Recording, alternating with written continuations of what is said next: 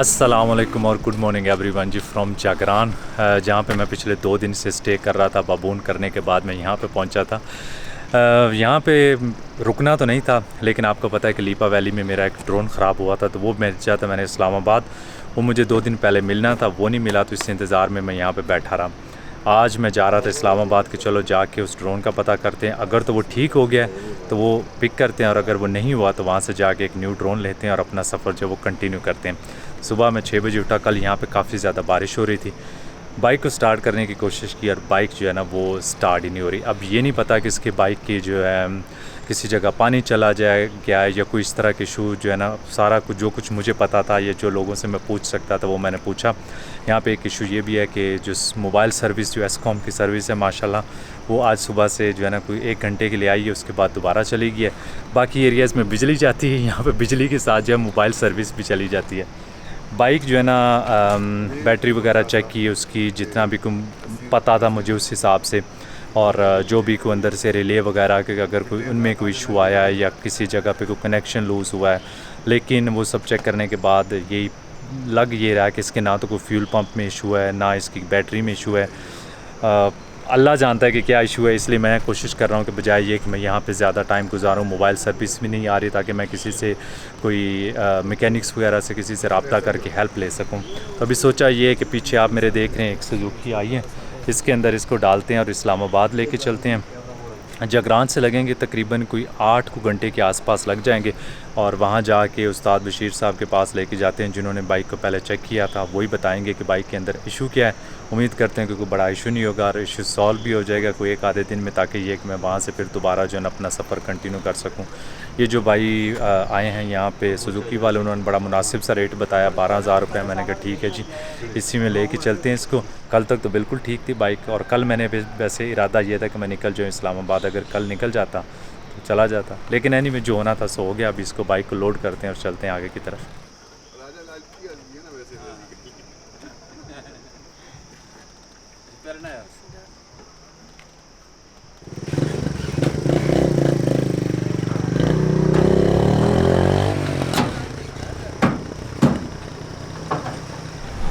Bike load करने के बाद जी हम लोग यहाँ से निकल रहे हैं। मैं हूँ, मेरे साथ हैं शफकत भाई, ये इसी जगह से हैं, कुटन से हैं।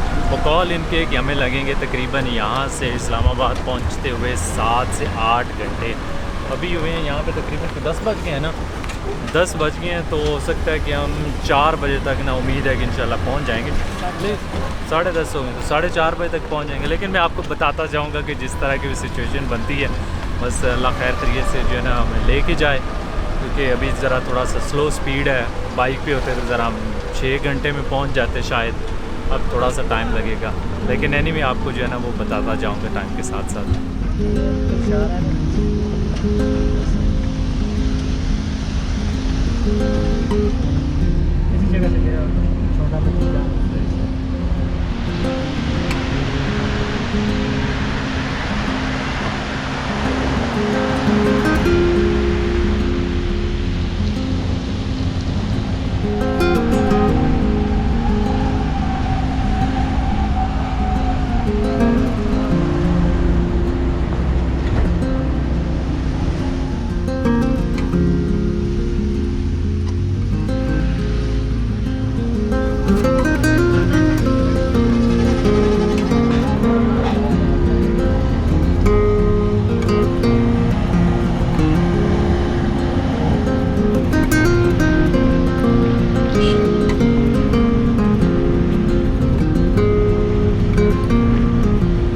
तकरीबन जी कुछ 1.5 घंटे का सफ़र करने के बाद मैं एक जगह पे रुका जहाँ बिल्कुल लाइन ऑफ कंट्रोल के जो है ना वो उस एरिया स्टार्ट हो गया।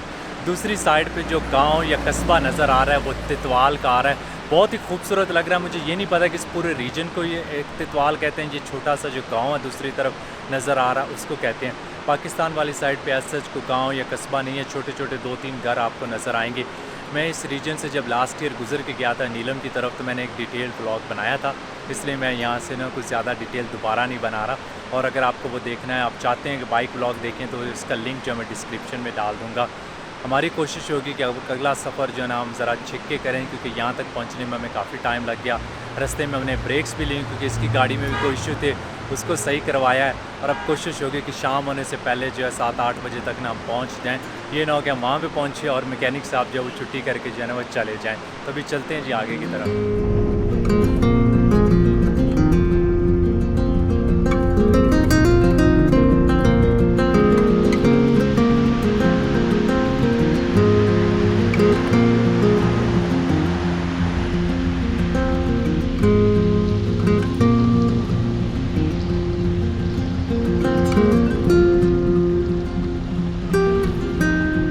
लाइन ऑफ कंट्रोल से तकरीबन जी कोई 10 किलोमीटर के फासले पर दरियाए नीलम पे एक डैम बना है या बन रहा है नसेरी के मुकाम पे। जब मैं लास्ट ईयर यहाँ से गुजरा था तो यहाँ पे बहुत ज़्यादा कंस्ट्रक्शन का काम चल रहा था और अभी ऐसे लग रहा है जैसे ये फुली कंप्लीट हो गया। उन्होंने बड़ी जल्दी से ये काम जो है वो कंप्लीट किया है। आप देख सकते हैं कि पानी जो है वो अंदर से बड़े ज़ोरों शोर से गुजर रहा है और कोई कंस्ट्रक्शन वर्कर वगैरह मुझे नज़र नहीं आ रहा। तो लगता है कि ये फुल हो गया और हैरत की बात है कि इन्होंने इतनी जल्दी जो है उसको कंप्लीट कर दिया है।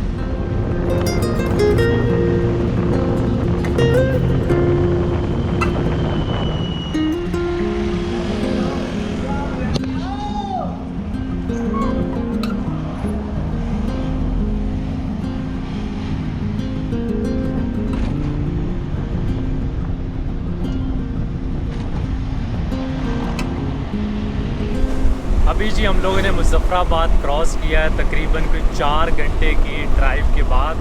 और सुबह जब मैं अपना सामान वगैरह लगा रहा था बाइक के ऊपर कुछ 6 बजे के आसपास, मेरा यही था ज़हन में कि आज 8 बजे जब मुज़फ़्फ़राबाद क्रॉस करेंगे तो निकलते हुए पाकिस्तान होटल के दोबारा से बाकर खानियाँ और कुलचे खाएँगे। लेकिन बस वो ख्वाब ही रह गया और अभी हम सुजुकी में उसको पास कर रहे हैं मुज़फ़्फ़राबाद को। तो इसलिए मैं ज़्यादा देर वहाँ पर रुके नहीं। हम लोग कि सिटी के अंदर इंटर हो जाएँ तो वहाँ से बाहर निकलने में काफ़ी टाइम लग जाता है। कोशिश करेंगे अभी थोड़ा सा आगे जाते हैं, वहाँ जाके किसी जगह रुकेंगे, कोई लंच वगैरह करेंगे क्योंकि अभी तकरीबन कोई 2:30 बज गए हैं।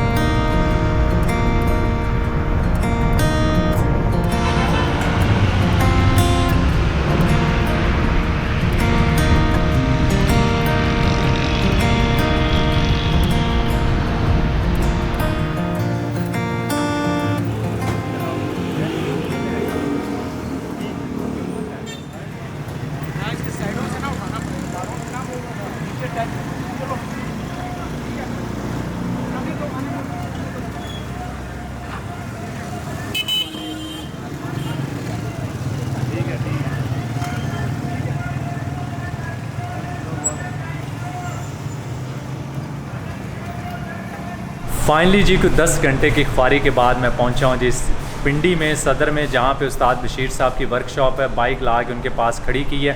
आज तो वो यहां पे नहीं है, उम्मीद करता हूं कि कल वो टाइम निकाल के आएंगे और चेक करेंगे क्योंकि कल संडे का दिन है और संडे को वो मोस्टली जो है वो काम नहीं करते। लेकिन मैंने रिक्वेस्ट की, कहते हैं कि कल आके मैं इसको चेक करूँगा। बाइक को छोड़ते हैं यहीं पर, इसके आस किसी जगह के होटल लेते हैं, वहाँ पर नाइट स्टे करते हैं। सुबह आएँगे और उस्ताद जी से रिक्वेस्ट करेंगे कि इसको जो है ना ठीक कर दें ताकि मैं आगे टूर जो वो कर सकूँ। 2-3 और छोटी छोटी चीज़ें जो वो चेंज करने वाली हैं तो वो भी जो है ना उम्मीद है कि कल हो जाएगा।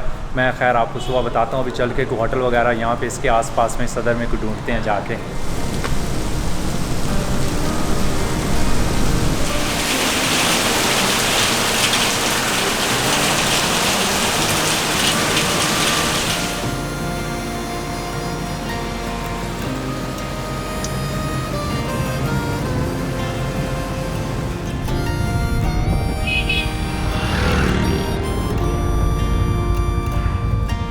अभी जी मैं बैठा हूँ G11 में। यहाँ पे एक DJI की शॉप है, DJI पाकिस्तान के नाम से, जो कि रिपेयर करते हैं या वहाँ से ड्रोन वगैरह बंदा ख़रीद सकता है। कल जो है ना इनसे मेरी बात हुई थी तो कहते हैं कि इसका जो मदरबोर्ड है ना वो जब बाइक गिरी है तो उसकी वजह से शायद जो है ना प्रेशर पड़ने की वजह से वो टेढ़ा हो गया है, तो वो ठीक नहीं हो सकता। आपको जो है ना नया मदरबोर्ड डालना होगा। वो जो बोर्ड है वो मिल रहा है जी 22,000 रुपीज़ उन्होंने कहा। तो मैंने कहा यार आप एक काम करें, आप मुझे वैसे ही वो पैक करके दे दें, क्योंकि मुझे नहीं पता कि आप कितना टाइम और लगाएंगे और मेरे पास इतना टाइम नहीं है। और अगर मैंने पैसे भी लगाने हैं और बाद में पता चले कि कोई और चीज़ इसकी ख़राब निकले, तो ये वो सारी चीज़ें जल्दी में काम कराने के बजाय मैं अभी जो है ना कोई नया ड्रोन ख़रीदता हूँ या किसी से जो है ना वो मांगता हूँ, अपना टूर कंप्लीट करता हूँ, और उसके बाद जो है ना जब ये आराम से टाइम निकाल के इसको फिर किसी और से ठीक करवाऊँगा। कि एक दोस्त से बातचीत चल रही है, मे भी एक नया ड्रोन यहाँ से मुझे मिल जाए। G11 में ये एक शॉप है जहाँ से अभी बैठ के हम कुछ समोसे वगैरह खा रहे हैं। अली की फेवरेट है, तो हमने कहा कि चलो यहाँ से समोसा चाट खा के ना उसके बाद अगर दोस्त से बात हुई तो फिर हम जो है ना वो नया ड्रोन लेने के लिए जाएंगे। बहुत शुक्रिया जी, हमारी चाय भी आ गई है, बिल्कुल फीकी है ना? ये मीठी है, ये फीकी है, बस फीकी मुझे दे दें, बहुत शुक्रिया। तो अभी हम अपने समोसा चाट और चाय पीते हैं और उसके बाद देखते हैं कि अगर हमें नया ड्रोन मिलता है तो वो आज ख़रीद लेंगे।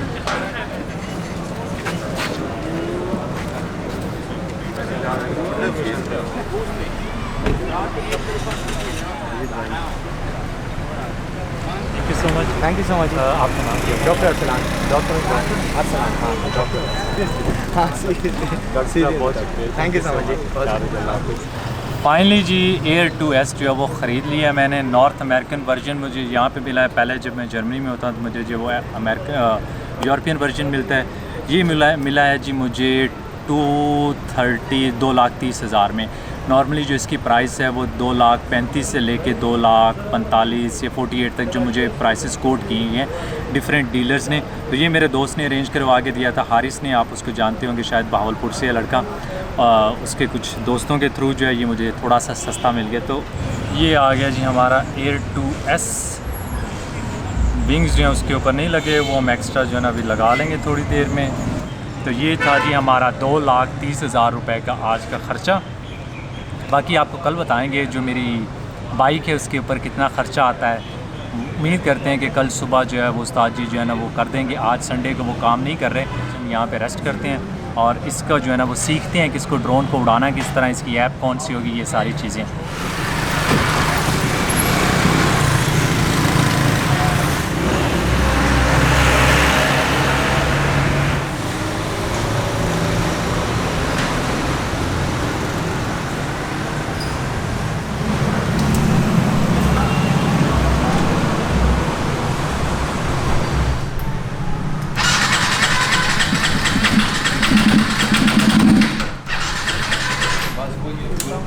फ्यूल पंप फ़र्क हुआ ये। मैं आया हूँ जी अभी उस्ताद जी के पास, और आज जो है ना सुबह तकरीबन अभी 9:30 बजे के करीब जो इन्होंने वर्कशॉप ओपन की है और एक काम जो है ना वो स्टार्ट कर दिया है। दो चीज़ों का डर था, एक या तो बैटरी लो है, बैटरी लो के क्योंकि लिथियम की बैटरी थी, मुझे डर था कि वो लो है।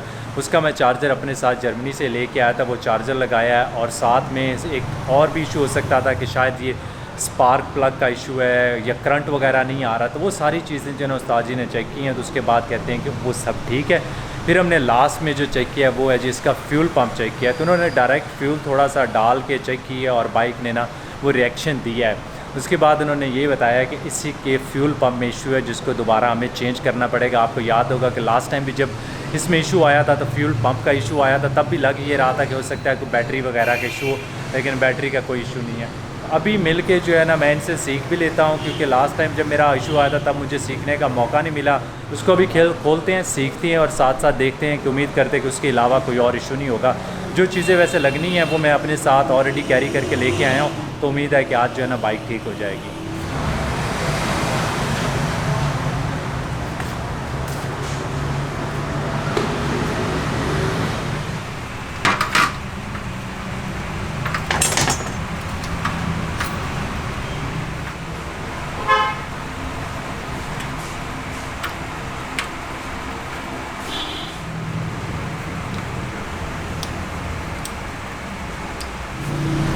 तकरीबन जी आधा दिन गुजर गया और इशू ये है कि बाइक का जो फ्यूल पंप है वही ख़राब है। उसके अलावा बाइक जो है वो सारा उसका काम वगैरह सेटअप जो कुछ था वो सही चल रहा है। अब फ्यूल पंप जो है ना, आपको अगर याद होगा, आपने मेरी वीडियो देखी होगी गिलगित के पास, इसका पहले जो है वो फ्यूल पंप ख़राब हुआ था। जब मैंने वहाँ से सही करवाया था तो उस्ताद जी ने बताया था कि इसके अंदर हमने किसी गाड़ी का जो है ना वो आल्टर करके लगा दिया है। लेकिन उस्ताद बशीर साहब कहते हैं इसके अंदर उसी को पुराना जो BMW का ओरिजिनल लगा हुआ था ना, उसी को उन्होंने थोड़ा बहुत सेट करके वही लगा दिया था, कोई नया फ्यूल पम्प नहीं लगाया था। अब मुझे था कि क्योंकि वहाँ पे अगर तो उन्होंने नया लगाया था तो कहीं से भी पाकिस्तान में मुझे उस साइज़ का जो है ना बड़े आराम से मिल जाएगा, क्योंकि गिलगित छोटा सा सिटी, अगर वहाँ से मिल जाएगा तो इधर से भी मिल जाएगा। लेकिन यहाँ पे हमने बड़ी दुकानें जितनी भी यहाँ पे हैं जहाँ पे भी पंप्स वगैरह बिकते हैं वो सारी जाके फिरे हैं, किसी शॉप पे इस साइज़ का नहीं मिला। अब जाके मैं उसके अलावा कबाड़ियों के पास भी इवन गया हूँ कि मुझे वहीं से कोई यूज़ में मिल जाए जो गुजारा कर जाए, तो वहाँ से मुझे एक छोटा साइज़ जो है ना, ये जो पंप मेरे हाथ में देख रहे हैं आप, ये मुझे वहाँ से मिला, लेकिन इसका साइज़ जो है वो दूसरे पंप से थोड़ा सा डिफरेंट और शेप में फ़र्क आया है, तो ये जो है ना ये भी उसके अंदर फिट नहीं हो रहा। तो अभी उस्ताद जी जो है ना बशीर साहब वो कहते हैं कि हम जो अंदर लगा हुआ था पंप उसी को थोड़ा बहुत सेट करते हैं ताकि कुछ दिन अगर बाइक गुजारा कर जाए तो अच्छा है, और फिर जो है ना मुझे बाहर से पंप जो है ना वो अरेंज करना पड़ेगा, क्योंकि यहाँ पे उस साइज़ का पंप मिल नहीं रहा। तो अब दुआ करते हैं कि आज बशीर साहब अगर बाइक को ठीक कर देंगे तो हफ़्ता डेढ़ हफ़्ता जो मैंने टूर करना है वो निकल जाएगा, तो उसके बाद जो है ना पंप वगैरह मंगवा के, अब तो मैं एक्स्ट्रा अपने साथ जो है ना 1-2 पंप रखूँगा। अगर मुझे पता होता पहले ही कि गिलगित से वाला वही जो मैंने आपको बताई, तो मैंने बजाय ये कि यहाँ की लोकल मार्केट पर मैं रिलाई करता, मैं ऑलरेडी अपने साथ लेके आ जाता।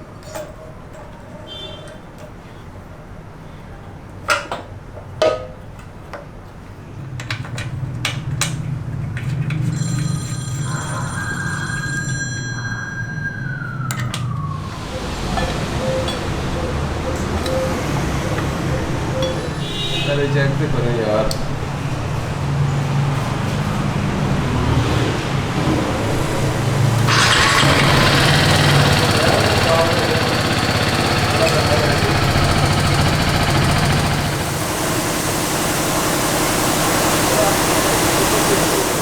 ये थी जी मेरी पिछले 2-3 दिन की कहानी, जो मैंने किधर कश्मीर से अपनी बाइक जो को उसको सुजुकी पे डाल के यहाँ लाया। मेरे ख़्याल में मेरे इस और पाकिस्तान के जर्मनी से पाकिस्तान टूर का जो सबसे मुश्किल दिन होगा ये वो वाले दिन होंगे।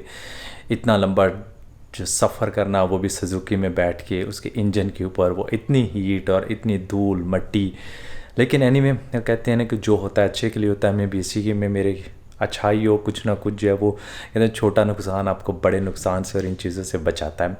तो उम्मीद करते हैं कि आगे मेरा जो टूर है वो बाइक जो है वो करवा जाएगी, और उसके बाद जो भी चीज़ें इसकी चेंज होने वाली, मोस्टली चीज़ें मैंने ऑलरेडी चेंज कर दी हैं, लेकिन फिर भी जो रहती होंगी वो फिर अगले बड़े टूर से पहले पहले सब कुछ जो है वो चेंज कर देंगे। उम्मीद करता हूँ कि आप लोगों को मेरा ये वाला व्लॉग पसंद आया होगा, और अगर पसंद आए तो लाइक का बटन दबाना ना भूलिएगा। इसमें तो डिज़र्व करता हूँ यार, इतनी ख्वारी करके मैं यहाँ पर पहुँचा हूँ। और अगर आप सब्सक्राइब नहीं है तो सब्सक्राइब भी कर दीजिएगा। Thank you so much for watching, और आपसे मुलाकात होगी जी अगले व्लॉग में। अल्लाह हाफ़िज़।